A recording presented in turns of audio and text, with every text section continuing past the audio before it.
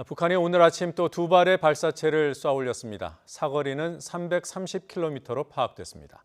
평안남도 내륙에서 동해에 있는 표적을 향해 명중 시험을 한 것으로 보입니다. 취재기자 연결해서 알아보죠. 김세호 기자. 네, 국방부입니다. 네, 북한이 이번에 어떤 무기를 쐈는지 윤곽이 잡혔습니까? 네, 합동참모본부는 이번 발사체가 330km를 날아갔다고 추가로 알려왔습니다. 최대 고도는 50에서 60km인 것으로 알려지고 있습니다.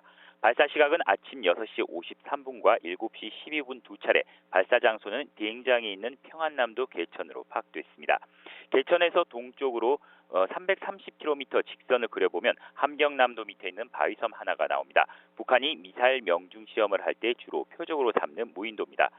통상 북한은 새로운 무기를 개발할 때 동해안에서 먼저 시험 사격을 한 뒤 안정성이 입증되면 서해안에서 내륙을 가로질러 실사거리 발사를 해왔습니다.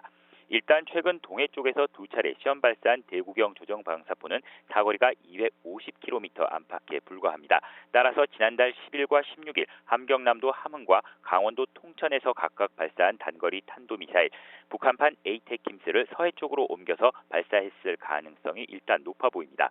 지난달 24일 쏜 초대형 방사포도 380km 넘게 날아가긴 했는데요. 가능성을 아직 완전히 배제할 수는 없지만 아직 한 차례밖에 쏘지 않았기 때문에 내륙을 가로질러 발사하기엔 아직 이른 감이 있습니다.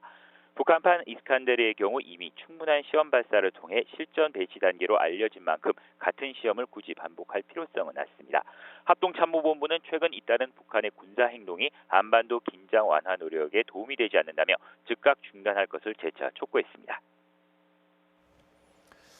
어젯밤 북한 최선희 외무상 제1부상이 대화를 언급한 뒤에 곧바로 발사에 나섰습니다. 이 의도를 어떻게 해석해야 될까요? 네, 북한의 정권 수립 기념일인 어제 최선희 북한 외무성 제1부상 명의의 담화가 밤늦게 나왔습니다. 아마 워싱턴과의 시차를 고려한 것으로 보이는데요. 최 부상은 담화에서 이번 달 하순쯤 비핵화 실무 협상을 할 의향이 있다며 미국을 향해 새로운 계산법을 들고 나오라고 촉구했습니다.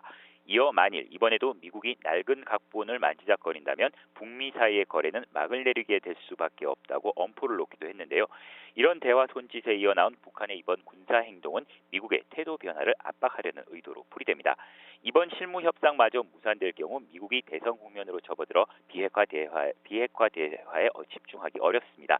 북한은 오히려 이 점을 역이용해 대화에 실패하면 앞으로 중거리 미사일 이상의 도발로 트럼프 대통령의 선거를 어렵게 할 수 있다는 경고 신호를 보냈다고 볼 수 있습니다. 다시 말하면 그만큼 북한의 절박함을 드러낸 것으로도 풀이됩니다. 지금까지 국방부에서 전해드렸습니다.